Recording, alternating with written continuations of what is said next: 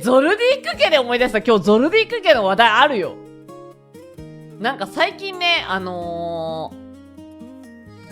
モコレをめっちゃしてたじゃん。で、トモコレをめちゃめちゃキャラクリした結果、マジで今まで感じたことのない眼性疲労を感じていて、なんかもう目がね、ちょっとね、痛えのよ。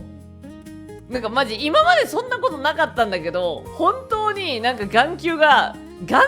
いうか眼球周りがめちゃめちゃ痛くて、で、これが眼性疲労みたいな。でも確かにさ、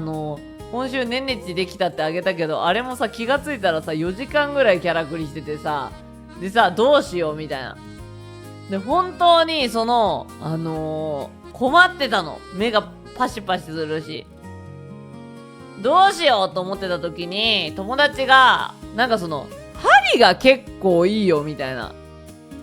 こう、美容針みたいなのがあるんだって。で、針を、打ってみたらって言われたから、じゃあ打ってみるかと思って、美容針を打ちに行ったの。そしたら、なんか本当に、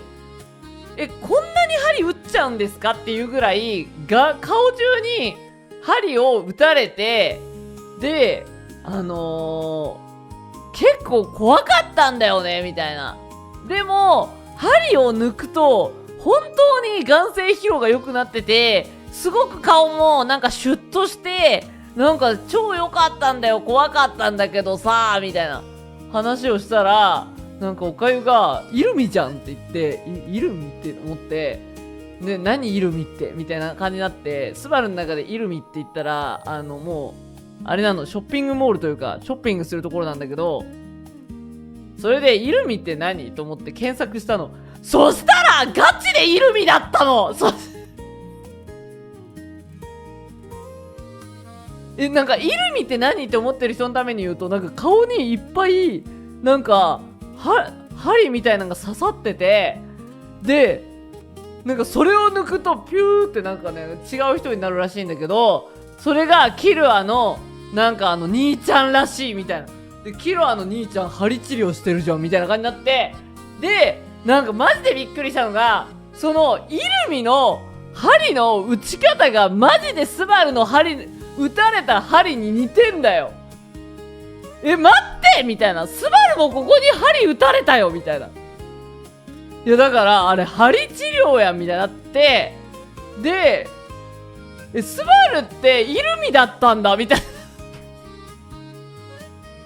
な。特にこめかみ、イルミってこめかみから頭とおでこの境に向けてなんか一つ二つぐらい針打たれて、おでこのてっぺんぐらいにもなんかの頭頂部あたりにも針打たれてんだけど、あれマジスバルも打たれてるから。でさ、針って打たれてる時スバル目閉じてるんだけど、マジで寝てるの。なんでかっていうと、喋ったりとかすると針が動いて痛いから。だから目閉じて静かにしてるの。そしたらおかゆがさ、やばいじゃんスバルちゃんみたいな。これもうさ、目閉じたらイルミの顔が思い浮かんで、なんか面白くなるじゃないけど、なんかいやスバルすごい心配なの。次のさ針の予約もさ取ったので、イルミさんってさなかなか衝撃の顔つきをしてるじゃん。だからこれ笑っちゃったらどうしようみたいな、めちゃめちゃ痛いやんみたいな。笑ってはいけない針治療だから、みんなも今後針治療受けるときにイルミだなって思って今同じ呪いをかけた。でもね、針治療はおすすめです。イルミになりたいときは針治療受けるというイルミになれる。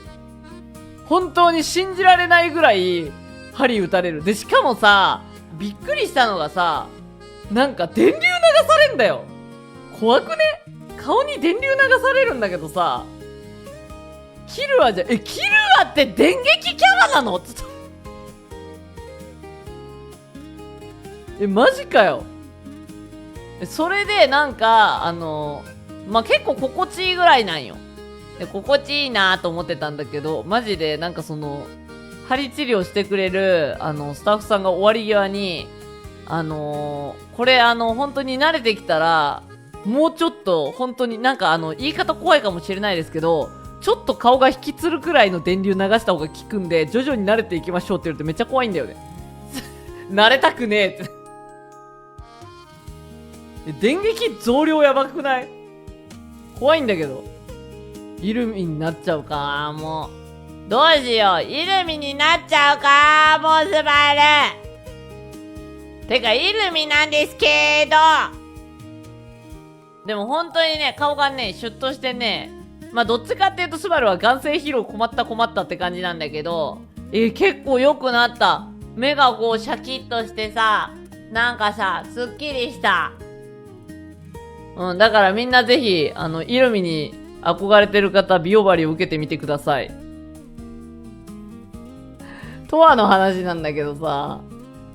めっちゃ笑ったんだけど、なんか急にスバルのスマホに通知が来て、なんかディスコードってさ、通知来るとさ、こう文章も出るじゃん。で、見たら、トアが、私は豚ですって書いてある文章。通知で来てて、みたいな。何ってなって、めちゃめちゃ焦って見に行ったら、あれだった。なんか、ディスコードの運動報告チャットみたいなのがあるんだけど、そこでトアが、海外メンバー向けに英語翻訳ボットみたいなのを入れてくれてて、それのテストだったわ。マジで笑った。ガチびっくりした。いや、とはでもさ、文章のチョイスおもろいよな。うん。でもなんか最近そこでさ、なんかみんなでさ、運動したーって言って、みんなが、すごいスタンプとかいっぱい押してくれるから、スバルも、ピラティス頑張るみたいな、打っといた。てかさ、マチュで思い出したんだけどさ、スバルのマイクの距離がマジで遠くて笑ったみたいな。音の拾い方が全然違った。しかもさ、スバルが使ってるマイク、ダイナミックだったんだけど、ダイナミックとコンデンサーマイクっていう、なんかダイナミックマイク、コンデンサーマイクって種類があって、ダイナミックマイクっていうのは、この、まっすぐ、要はカラオケのマイクとか、ライブとかでさ、みんなが手に持ってるのがダイナミックマイクって言って、周りの音を拾わない代わりに、こうやって、もう真正面の音をめっちゃ拾うよっていうマイクなのね。で、コンデンサーマイクは、声優さんとかのアフレコの時とかに、使う、なんか結構いろんな角度から音を拾うよっていうマイクで、まあ、指向性が高くて、音を拾いやすい。なんか歌を撮るとか、そういう時は、コンデンサーマイクがいいよみたいなのあるんだけど、で、まあ、コラボだからさ、まあ、マイクが2本用意されるか、コンデンサーマイクを置くかだと思ってたの。